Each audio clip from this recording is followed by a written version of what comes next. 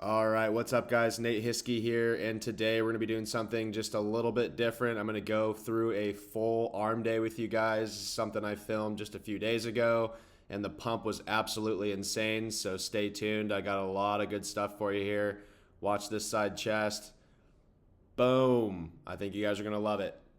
Okay, so this is a relatively quick lift. It's going to consist of 4 supersets, but what really gets your pump going absolutely berserk is we aren't supersetting bis with tris. We're doing 2 bicep movements back to back and 2 tricep movements back to back in all exercises. So I hope you're ready for some pain. All right, let's jump right into it. Movement number 1 is going to be straight barbell curls. This is going to be going for 8 to 10 reps. Some things that I'm thinking about when I'm hitting these are I'm keeping my elbows fixed at my sides.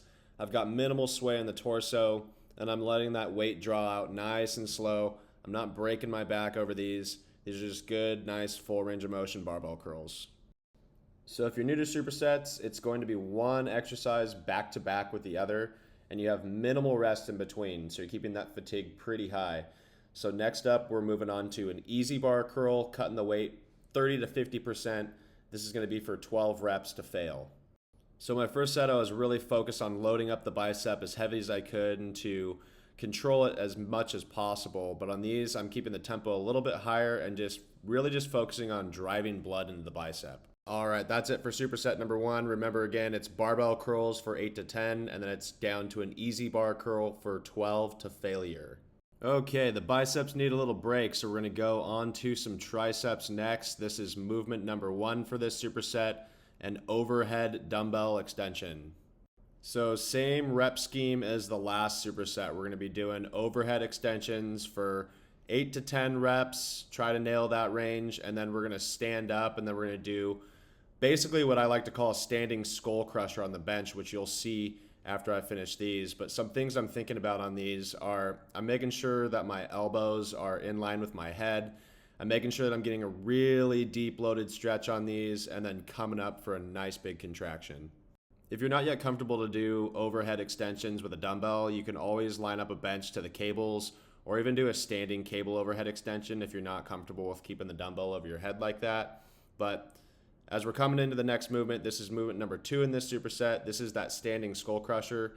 Kind of the same philosophy as the last superset with the biceps. I'm just kind of pumping this out and just trying to drive as much blood into the triceps as I can. And as you can see, I'm not making this like a standing push-up. I'm bringing my head to the bench. I'm making sure I'm just extending through my elbows as I'm bringing my way back up.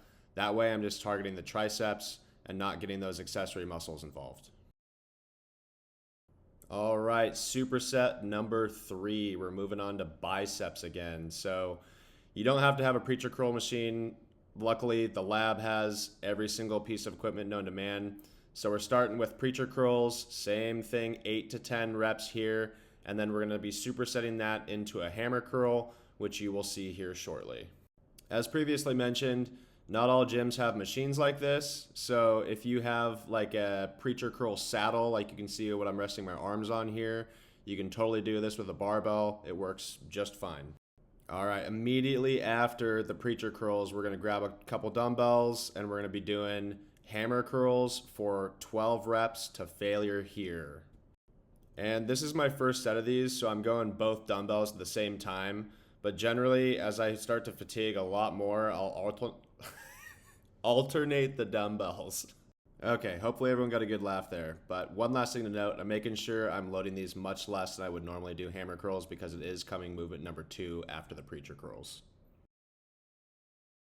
All right, we're moving on to the home stretch here. So this is superset number 4, and it's going to be a straight bar push down for 8 to 10 reps, and we're going to be supersetting that with a rope push down for 12 reps to failure. So as you can see here, I'm making sure, again, I'm keeping those elbows tucked at my side. I'm pushing down forcefully, and I'm really making sure I'm squeezing the hell out of my triceps here. Drive as much blood in there as you can. So immediately after I finish that, I'm grabbing the rope.